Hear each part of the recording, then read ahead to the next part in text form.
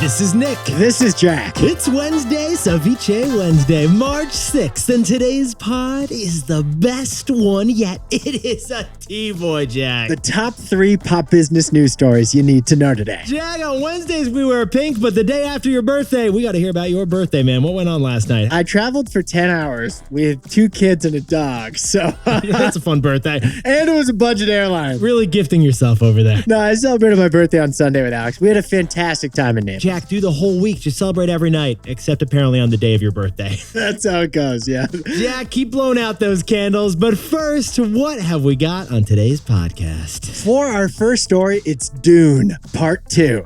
Dune, the movie, had a bigger opening weekend than Oppenheimer. But the real winner wasn't the spice. The real winner was IMAX. For our second story, it's Whole Foods. Whole Foods just announced their biggest news in years, and it's ironically tiny. Whole Foods is launching little neighborhood bodegas starting in New York City. And our third and final story, while the tech industry continues layoffs, one organization is hiring more techies than ever before. Call it FedTech, call it GovTech, the U.S. government is on a tech hiring spree. But besties, before we hit that wonderful mix of stories. Fantastic mix of stories after Jack's long journey on his birthday day. Neither Nick nor I were science majors, but we have a favorite element. We do.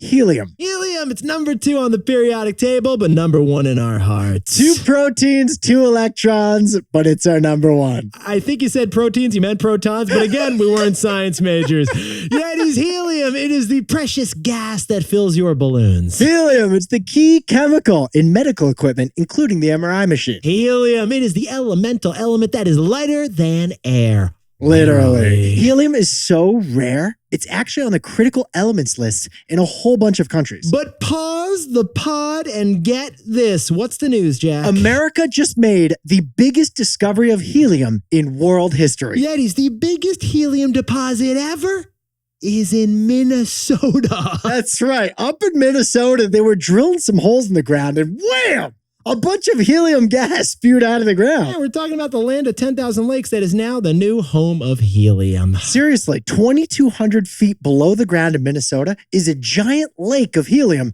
that we're going to pull out of the ground now. And Jack, can we now talk about the company that found that helium? Tiny little Pulsar Helium found this deposit in Minnesota, and their stock tripled on the news. Why is the timing perfect exactly? Because we have a worldwide helium shortage that's been going on for years. Yeah, I don't know if you've been keeping track, but helium prices, they're at an all-time high right now. Helium prices is why Party City went bankrupt last year. So Jack, what's the takeaway for all our buddies who are loving helium?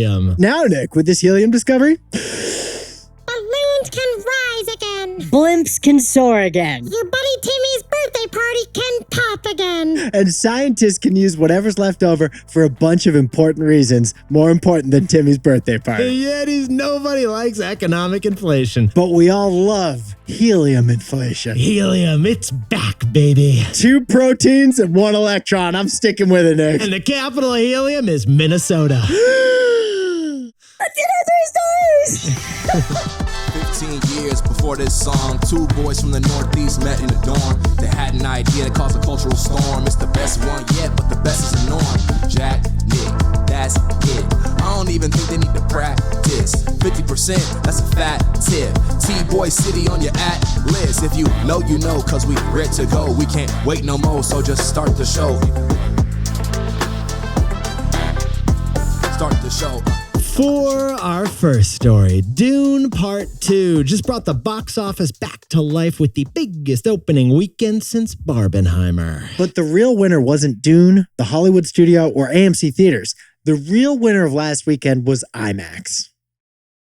Public service announcement here. If you see your buddy jumping side to side on the sidewalk, they are not crazy, are they, Jack? They're just avoiding sandworms. They're walking without rhythm. Don't make a noise.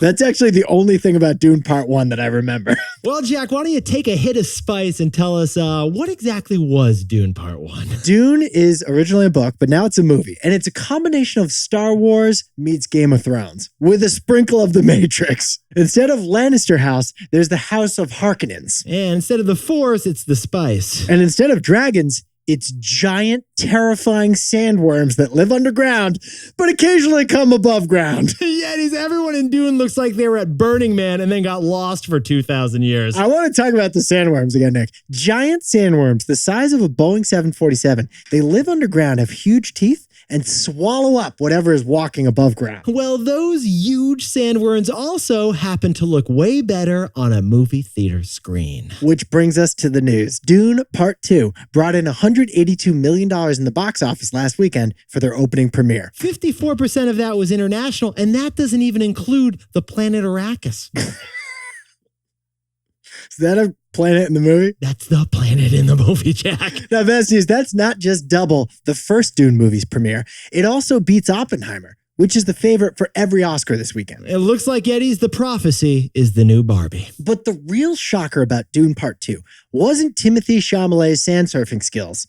It was IMAX. Get this, Yetis. Overall, Dune Part 2 was the 112th biggest movie opening ever. Jack, that actually doesn't sound that great. That's not that impressive. But when it comes to IMAX theaters, Dune Part 2 was the 7th biggest opening weekend ever. Get this, Yetis. 1 out of 4 ticket sales for Dune Part 2 were IMAX ticket sales. That is a way higher proportion than any other movie. Okay, they had so much demand over at IMAX, they had to add movie showings. Jack, they did a Dune Part 2 showing at 3:15 a.m. in the morning. Now, Nick and I need to sprinkle on some context overall for the movie theater industry.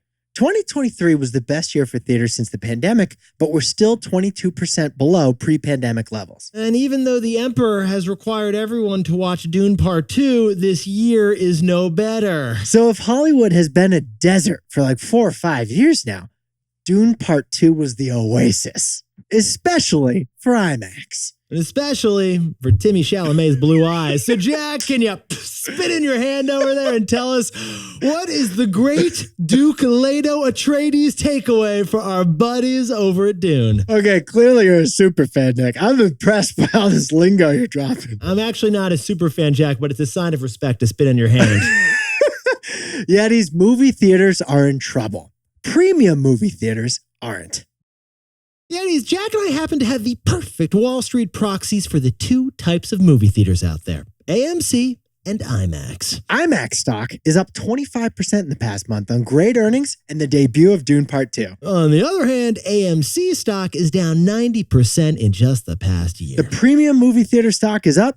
The regular movie stock is way down. Yeah, we can get a lot of info out of that info because it seems like Americans will never pay for movie tickets like they did before the pandemic. But when they do pay for movie tickets, it's for an experience that your living room can't compete with. It's for something epic. Yeah, you will catch Barbie in theaters for a cultural moment, or you will watch Dune in theaters for the thrill of that big sandworm. But for any other movie, you're going to wait until it's available on streaming. Or you'll just watch something else that's on your ever-growing watch list. And there's another. Yetis, the performance of Dune Part 2 shows us that movie theaters are in trouble.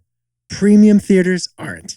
Or Jack, could we say movie theaters have been milk duds, premium theaters have popped like popcorn? No, we can't. No, we can't. No, Okay. we can't. No, we can't. For our second story, Whole Foods is launching a whole new concept store that we call the Bodega. But what Whole Foods is really launching is a relaunch.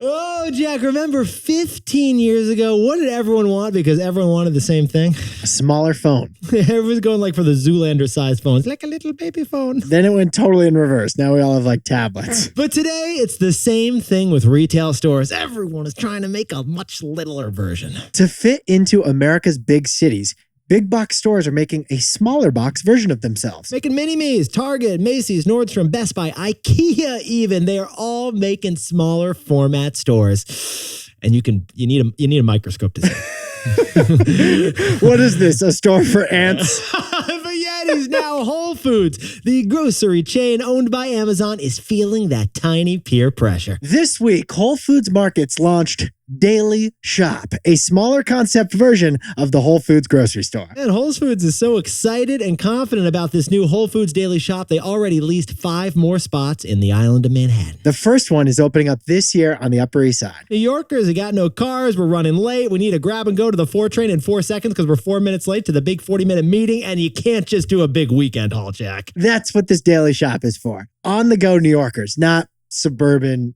Connecticutians. Is that a word? Connecticutonians? I think we may have offended someone, but we can roll with it, Jack. Fairfield County will be fine. But Yetis, this isn't just a smaller version of a Whole Foods store. No, the way Jack and I see it, this is a bodega. Whole Foods Market Daily Shop is Amazon's word for bodega, the classic corner store in New York City. Because these new Whole Food shops are just 1/5 the size of your standard 40,000 square foot Whole Foods. These smaller version of Whole Foods, they don't have the buffet bar with the delicious curried tofu. They don't have a butcher. They don't have a bakery. It's not like a Whole Foods where you need like a GPS to get from the produce section to the dairy section, Jack. No, these smaller Whole Foods, they just have pre-made deli sandwiches, energy bars, smoothies, and coffees. It's the commuter special. They're also going to have Advil, melatonin, and enough supplements to fuel your Equinox workout. They'll have a small selection of produce like fruits and veggies because you always forget the spinach. I'm sorry, honey, I forgot the spinach. So basically, Yetis, it's a bodega. The way we see it, Whole Foods is zucking a classic urban institution, the bodega that we all know and love. Your tiny family-run go-to market on the corner of every New York City street. Turns out, given Manhattan real estate prices, the economics of those incredible bodegas probably beat the typical grocery store. The only difference here is that you're not going to get the hand-painted signs, the Greek coffee cups. There's no cat that lives in the back of the store. Don't mind Jerry. He'll ring you up. Instead of those endearing neighborhood details, Whole Foods Market Daily Shop is going to have an Amazon palm scanner and some self-checkout. By the way, pro tip, besties, if you want the best flowers in the world, get a bodega flower. I didn't realize roses grew in Hell's Kitchen. Jack, we got a bodega tulip. It's 8 years old. What does that even mean? So, Jack, what's the takeaway for our buddies over at Whole Foods? The idea can be right, even if the execution is wrong.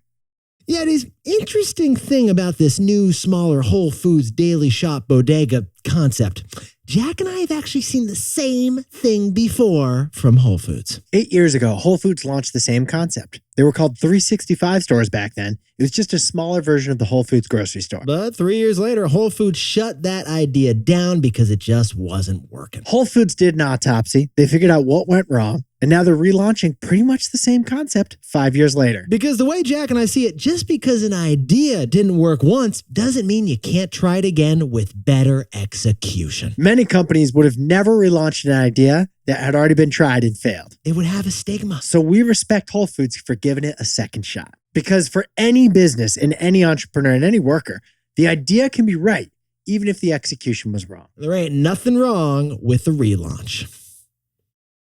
For our second story, in just over 2 years, nearly 500,000 Americans have been laid off from tech companies. So we're introducing a new thing, FedTech. Because while tech companies are firing, the government is hiring. Yetis, Elon Musk and Mark Zuckerberg showed the tech industry something remarkable over the last year. They laid off tons of workers, and their companies didn't break. For Meta, their profits boomed, the stock tripled despite 22% fewer workers. Elon did even more. He cut 80% of the workers at Twitter. Twitter's not booming, but it's not completely broken either. So Yetis, if you've got a job in tech, it probably is pretty lucrative, but for the first time ever, it may feel kind of unstable right now. You're seeing people laid off left and right, despite stock prices being at record highs. But besties, Jack and I have your backs. We wanted to help out all of our buddies out there who are in the tech industry and who may feel a little unstable right now. So we found one company that is hiring and very stable. The United States government. Because last year, the feds announced their goal to hire 22,000 tech workers from the private sector. Call it GovTech or FedTech, the federal government needs America's tech workers more than ever right now. Oh my God, Jack, case in point, can we talk about that application for federal student aid that just came out? FAFSA finally went online for the first time ever, and they totally botched the rollout. The government, it wants to digitize, but it's gonna need a handful of product managers. Another example, artificial intelligence. It's both an opportunity and a threat for the government too. But they need a whole bunch of engineers. And of course, there's cybersecurity. How many government agencies are under attack from hackers right now? The Department of Defense says it needs more tech workers, so it's hiring cyber warriors. The way Nick and I see it, a government job, it lets you feel good. Because you're protecting the public from Russian hackers. And a government job may help you sleep at night. Because you're probably getting a pension included in that comp package. But here's the wildest part. A government job is even starting to pay better, too. Land of the free, home of the here's my resume. E pluribus, oh my God, that's a paycheck. So, Jack, what's the takeaway for all our buddies looking for jobs in the tech industry? To hire up, FedTech is paying up. Look, Yetis, the biggest downside to working for the government, it's lower pay than the private sector. Facebook's not just going to offer you 6 digits. They're going to offer you 6 flavors of free kombucha. Over in Washington, D.C., you're getting saltines and like free mustard. And you're expected to wear a suit every day, which can stink. But even Uncle Sam knows that money talks, so Uncle Sam is increasing wages to attract tech talent. Now, historically, the federal government has paid higher wages when it comes to high-wage industries. Good point, Jack. Like the Federal Reserve Bank, they need finance people. So the Fed, they pay finance wages. So government agencies that need tech talent now, they're starting to do the same thing. For example, the Department of Veteran Affairs, they need some techies, so they boosted their salaries by $18,000. They're still not going to pay as much as Zuck, but you won't be living in San Francisco or New York, so your paycheck's going to go further. Yetis, to hire up, the feds are paying up. So if you're looking for a job in tech, believe it or not, you might want to consider FedTech. Jack, could you whip up the takeaways for Ceviche Wednesday? Dune Part 2 had the best box office opening weekend since Barbenheimer, and it was led by IMAX. Because movie theaters are in trouble, premium movie theaters are not. For our second story, Whole Foods just launched their Daily Shop, which is a smaller version, basically a bodega. Because the idea can be right even if the execution is wrong. Respect the relaunch. For our third and final story, while tech companies are doing layoffs still, the government's hiring. We call it FedTech. And to hire up, the FedTech is paying up. But Yetis, this pod's not over yet. Here's what else you need to know today. First, France just became the world's first country to enshrine abortion rights into its national constitution. The vote was an overwhelming 784 and 72 against, which cleared the 3/5 needed to change the Constitution. And second, Bitcoin just hit its highest point ever yesterday, passing $69,000, and then the price crashed down to $60,000. Bitcoin, it's hot until it's not anymore. And finally, the Dartmouth men's basketball team just made a historic move. They didn't win anything, but they did vote to join a union. Classic Ivy League move. These must all be econ majors on the basketball team. Dartmouth and the NCAA are expected to appeal the move, but the college players, they want to get paid. And it seems like that's eventually going to happen. Now, time for the best fact yet. This one sent in by Amit Om from Charlotte, North Carolina. Yesterday, Nick and I did a story on this pod about the biggest epic wedding that happened last weekend in India. Yeah, we jumped in TBOY style to the huge company, the biggest company in India that's behind the family that's hosting this wedding. We also begged you to invite us to an Indian wedding because Nick and I want to experience this spectacle. So Amit Om decided to share some more details, some more context on Indian weddings and why they're so epic. Well, the classic Indian wedding is boisterous. It takes place over multiple days and it has many events. The date of the wedding is actually chosen by astrologists who pick an auspicious day based on the birth signs and horoscopes. And get this, the bride and groom, they often ride into the ceremony on a horse or on an elephant. And instead of giving a ring around the bride's finger, the bride is given a necklace around her neck in many Hindu weddings. Amit is getting married this April, so he's going to send us pics of an Indian wedding. Now, he said we can share it with the Yetis. Yetis, you look fantastic over there. And by the way, if you're listening to us in Minnesota, watch where you're stepping, right, Jack? You make the wrong move. Dude, 2 protons, 2 electrons. You might step on all of them, man. Oops. Jack, what's the best way to share the show?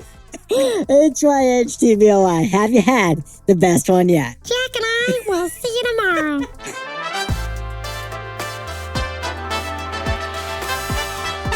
And before we go, congratulations to Yeti Ellis, who's 10 years old and just completed his Suzuki Guitar Book 3 music recital, and it went fantastic. And congratulations to Rob and Jackie Pena. They're celebrating their 1-year anniversary in St. Petersburg, Florida. And Shannon Nelson's on vacation at Indian Wells enjoying some well-earned tennis watching. And congratulations to Savannah Westwood and all the pet sitters and dog walkers Happy Pet Sitter Appreciation Week. But we are not done yet because we got some birthdays. Megan Kelly, the ultimate fan of Philadelphia, is celebrating. Not in Philadelphia, but she's a fan of Philly.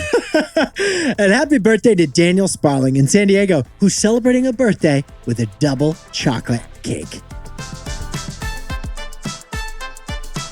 This is Jack. I own stock of Amazon and IMAX, and Nick and I both own 1 Bitcoin.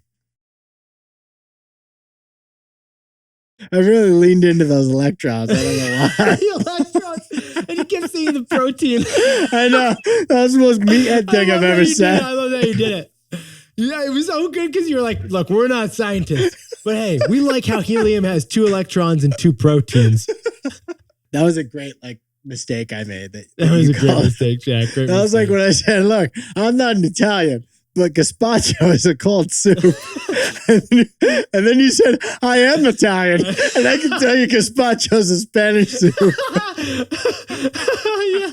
Yeah, you're right. I forgot about that one. That was the legendary live correction. That was great.